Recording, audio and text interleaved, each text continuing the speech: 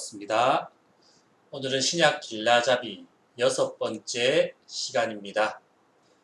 지난 시간에 첫 번째 6월절, 그 6월절에 유대 지역에 오셨던 예수님께서 8개월간 유대 지역 사역을 마무리하시고 갈릴리로 이동하시는데 사마리아를 거쳐서 이동하시는 그 사건에 대하여서 함께 공부하였습니다. 오늘은 이제 사마리아를 거쳐서 갈릴리로 이동하셨다가 가버나움으로 이동하시는 그 행적까지 함께 공부하도록 하겠습니다. 함께 읽어보겠습니다. 자, 드디어 예수님이 고향 갈릴리를 향해 이동하시네요. 오시는 길에 전에 물로 포도주를 만들었던 가나에서 또 이적을 하나 베푸십니다.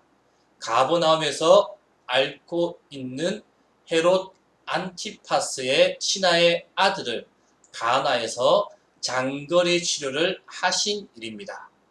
예수님이 감회가 있으시겠죠. 오랜만에 고향을 향해 들어오시니 말입니다. 느낌이 나세요. 몇몇 예수님의 제자들도 함께하고 있겠죠. 어쩌면 이때 첫 5명의 제자 이외에 제자들이 더 있었을지도 모릅니다. 예수님은 옛날 갈릴리 나사렛 청년이 아닌 거 아시죠? 예루살렘에서 유명해지셨거든요. 세례요한 이상으로 많은 사람들에게 알려지셨습니다. 분위기 아시겠죠? 고향 나사렛 동네 어수선합니다. 동네 모든 사람들이 모이는 안식일날 회당 분위기는 어땠을지 상상이 되어야만 합니다. 예수님이 성전 청결을 하신 다음에 사람들이 감히 예수님을 붙잡아 갈 생각을 못한 것이에요. 왜냐하면 예수님이 공개적인 석상에 나타나기는 하는데 갈 때마다 표적과 기적을 일으키십니다. 군중들이 예수님을 다 보고 있습니다. 아무리 고위직들이 와도 자기들이 군중의 마음을 사로잡아야 하는데 민중들이 지금 예수님 와 하면서 우리 병도 고쳐주고 진짜 저 사람 메시아인가 하는 생각이 들 정도로 웅성하고 있는 그러한 상황에서 예수님 잡아가면 어떠한 일이 벌어질까요? 밀란이 일어날 가능성이 있는 것입니다. 감히 예수님을 어떻게 할 수 없는 그러한 상황들이 계속 이어지고 있는 것입니다. 지금은 어떤 나사렛의 30살 청년 이 정도의 예수님이 아닌 것입니다. 이제 예수님은 이스라엘에서 너무 스타가 된 것입니다. 그것을 어떻게 해서 알 수 있느냐? 예수님께서 유대에서 8개월간 사역을 하셨습니다. 우리가 지지난주에 배웠죠.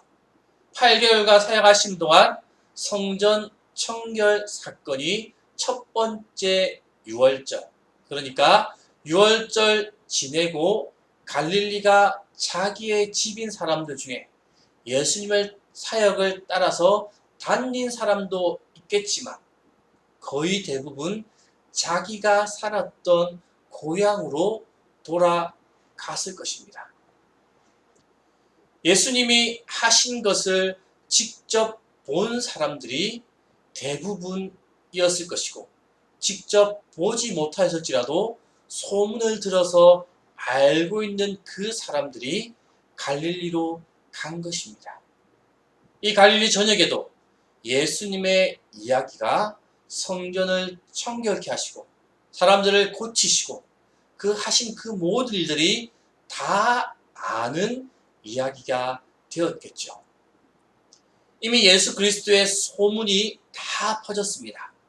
거기에다가 이 동네가 어디입니까? 바로 예수님이 물로 포도주를 만들었던 갈릴리 가나 쪽의 이야기입니다. 드디어 8개월 만에 갈릴리 고향으로 돌아오십니다. 성경 누가복음 4장 16절에서 30절까지 이 내용이 기록되어져 있습니다.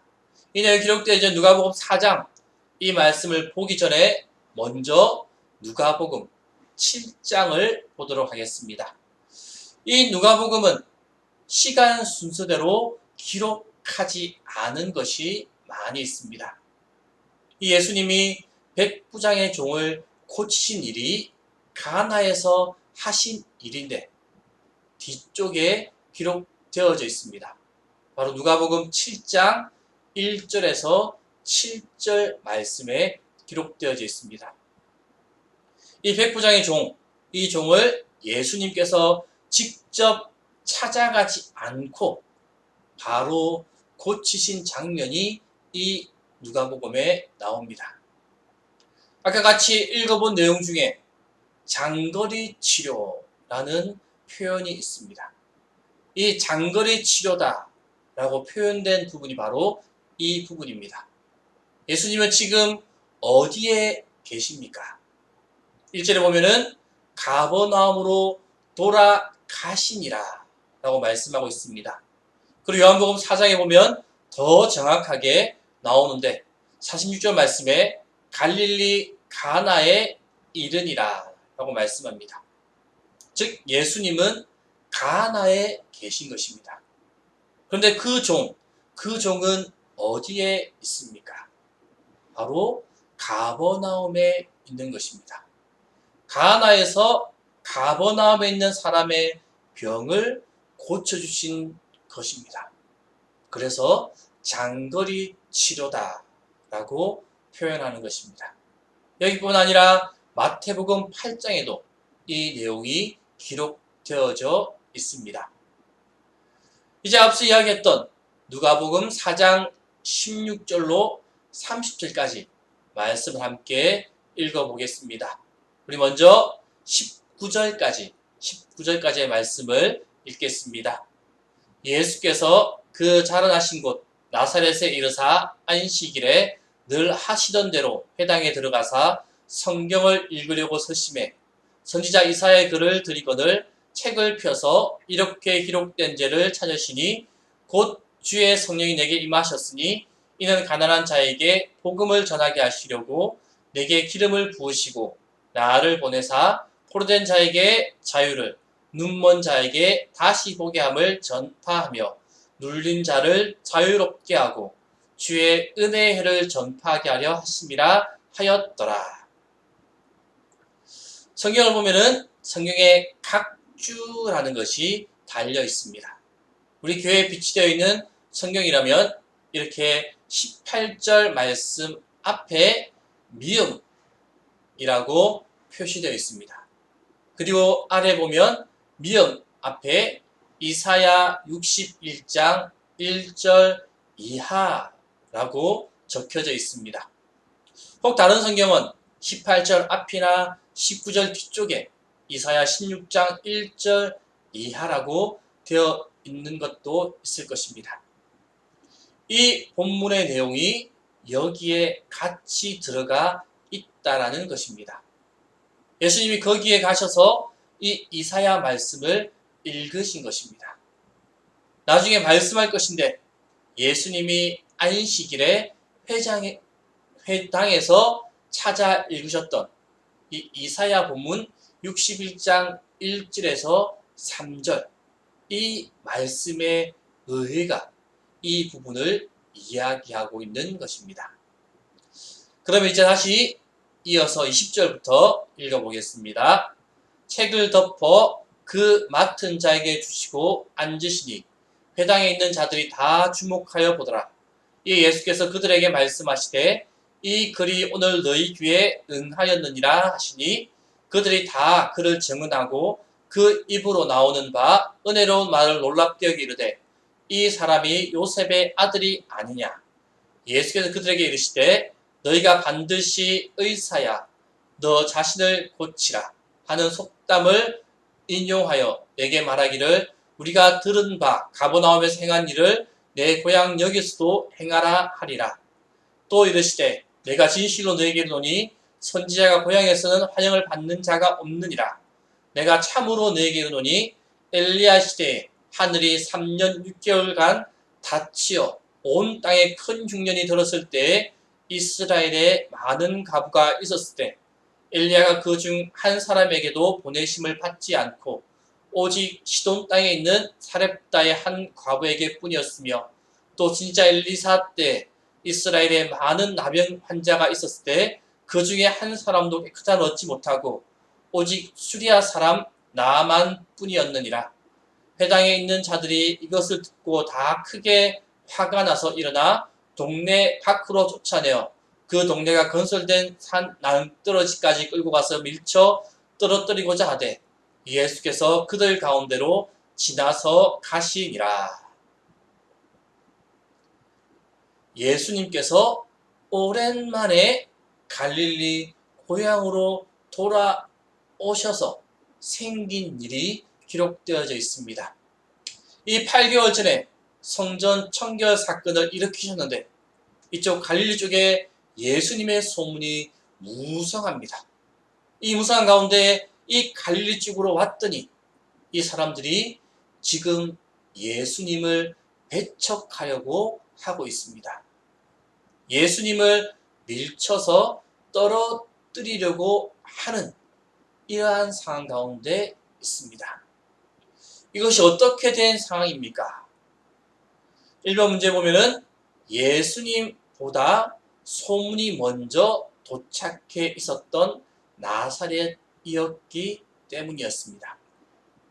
그러니까 방금 말씀드린 것처럼 예수님보다 예수 그리스도에 대한 소문이 먼저 이 나사렛 지역에 와 있었다라는 것입니다.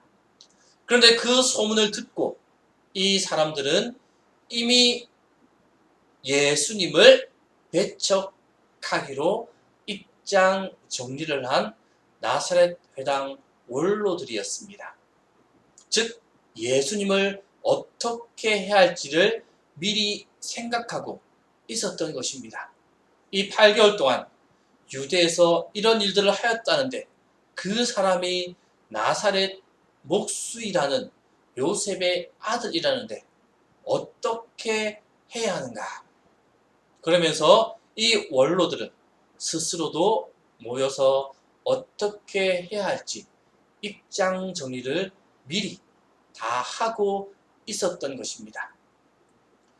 이 첫 번째 예수님보다 소문이 먼저 도착해 있었던 그 나사렛, 그것은 바로 왕의 신하를 고친 부분에서 우리가 이미 알 수가 있습니다. 확실히 진짜 소문이 나 있었구나. 요한복음 4장 43절과 52절 말씀에도 왕의 신하를 고치신 기사가 기록되어져 있습니다. 이 왕의 신하가 와서 예수님께 고쳐달라는 그 이유가 무엇입니까? 예수님이 그것을 하실 수 있는 사람이다 라는 것을 알고 듣고 그 자리에 온 것입니다. 바로 예수의 소문이 쫙 퍼져 있었습니다. 예수님이 가나를 지나가시는 동안에 그 장소에 와서 고쳐 달라라고 부탁하고 있는 것입니다. 누가복음 4장 14절에 보면은 이렇게 말씀합니다. 예수님께서 성령의 능력으로 갈릴리에 돌아가시니 그 소문이 사방에 퍼졌고, 예수님의 소문이 사방에 다 퍼져 있는 그 상황을 이미 배경에 깔고 오늘 우리가 읽었던 누가복음 4장 16절에서 30절까지의 그 말씀을 이야기하고 있는 것입니다. 그래서 갈릴리로 예수 그리스도가 왔더니 이 사람들이 예수를 배척하기로 입장 정리를 다 하고 있습니다. 28절 이에 보면은 회당에 있는 자들이 이것을 듣고 다 크게 화가 나서 일어나 동네 밖으로 쫓아내어 그 동네가 건설된 산 낭떠러지까지 끌고 가서 밀쳐 떨어뜨리고자 하되 라고 말하고 있습니다. 예수님께서 이사야의 말씀을 읽어 주셨습니다. 이 이사야의 말씀을 읽으면 이사야가 예언했던 내용, 너희가 메시아를 기다리고 있었던 사람들이었다면 메시아를 그렇게 확수고대하면서 기다리고 있으면서 말씀을 가까이 했던 사람들이라면 내가 지금 와서 이 말씀을 읽는 것, 이것만 보아도 내가 누구인지를 알아차려야 한다. 이런 의미로 예수님께서 지금 이사야의 말씀, 이사야 61장 1절 이하의 말씀을 꺼내셔서 읽으신 것입니다. 이렇게 안식일에 회당에서 이사야 본문을 읽으신 것, 그것은 바로 다시 메시아로 오는 그 사람은 어떤 일을 하시는 사람인가, 그것을 사람들에게 설명하고 싶었던 것입니다. 그래서 이 이사야 말씀을 읽은 것입니다.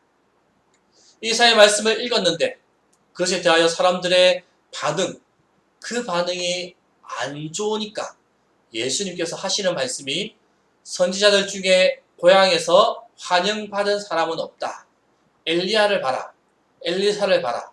다 그런 놀라운 능력을 자기 고향 땅에서 실현한 사람이 아니고 다른 사람, 오죽하면 엘리사가 나아만 장군에게 하였겠느냐, 외국인에게 그 일을 하였겠는가 라고 말씀하십니다. 그리고 너희들도 들을 귀가 있으면 들어보고 생각해봐라. 구약의 모든 역사를 통해서 선지자들이 어떤 대우를 받았는지 생각해보고 너희들이 지금 너희들 앞에 있는 내가 누구인지를 이 말씀을 읽는 나를 보고서 생각해봐라. 이런 이야기를 회중들에게 하고 있는 것입니다.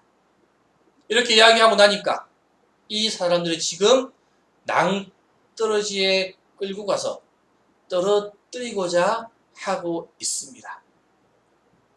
이 시대에 낭떠러지에 떨어뜨려 죽이는 것, 그것은 산에 들인 공의회에서 신성 모독죄에 해당하는 그 사람들을 처형하는 하나의 방식이었습니다.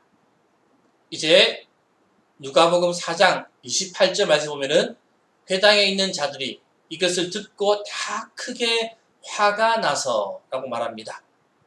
갑자기 그 말씀을 듣고 난 그 순간 분이 난다고 해서 웅성웅성 물려가서 사람 하나 죽이는 것을 쉽게 할 수 있는 것, 그것이 아니지 않습니까? 사람을 죽인다는 것, 그것은 그 사람을 죽여도 될지, 더군다나 자기들의 신분이 있고 원로라는 자격이 있는데 이 행동은 미리 다 의논된 행동이었습니다. 예수님을 죽여야 된다. 죽이자. 그러려면 명분이 있어야 된다. 어떠한 명분을 만들어서라도 죽이자. 이런 이야기를 하고 있던 그 차에 예수님이 오셔서 이런 이사야의 말씀을 인용하면서 말씀하고 있습니다. 안 그래도 죽이려고 했는데 잘 되었다. 불을 질러 주었으니까 우리 화를 내면서 예수를 낭떠러지로 끌고 가자. 그러면서 몰고 가서 예수님을 뜨려뜨려 죽이자. 이렇게 정하고 움직이려고 하고 있는 그때 예수님께서는 당당하게 거기를 지나쳐서 빠져나가시는 것입니다. 그러니까 이렇게 미리 협의하지 않고는 갑자기 화가 난다고 율법하는 사람들이 예수님을 죽이기로 할 수 없는 그러한 상황인데 이미 입장 정리가 다 되어 있기 때문에 예수님을 낭떠러지로 끌고 가서 죽이려고 하였다라는 것입니다. 그렇게 예수님을 배격하니까 예수님께서 어떻게 합니까? 가버나움으로 이사하십니다. 인용이 마태복음 4장 13절에서 16절 그리고 요한복음 2장 12절 말씀에 기록되어져 있습니다. 우리 먼저 화면을 보면서 내용을 읽어보겠습니다. 예수님은 그 이후 나사렛 집에 돌아와서 이삿짐 센터에 전화를 하신 것입니다. 가버나움으로 이사 가시는 겁니다. 첫 유월절 전에도 어머니랑 형제들이랑 5 제자가 며칠 동안 머물렀던 그 장소 기억나시죠? 바로 그곳으로 이사 가시려고 준비하십니다.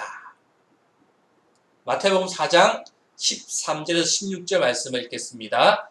나사렛을 떠나 스불론과 납달리 지경 해변에 있는 가버나움에 가서 사시니 이는 선지자 이사야를 통하여 하신 말씀을 이루려 하심이라. 일렀을 때 스불론 땅과 납달리 땅과 요단강 저편 해변길과 이방의 갈릴리여 흑암에 앉은 백성이 큰 빛을 보았고 사방의 땅과 그들에 앉은 자들에게 빛이 비쳤도다 하였느니라.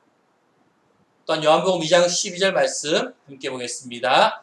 그 후에 예수께서 그 어머니와 형제들과 제자들과 함께 가버나움으로 가셨으나 거기에 여러 날 계시지 아니하시니라.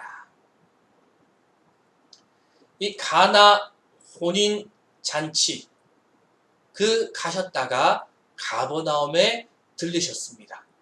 거기서 오피스를 물색하였다고 지난 시간에 말씀드렸습니다. 그쪽으로 본부를 옮기시는 것입니다.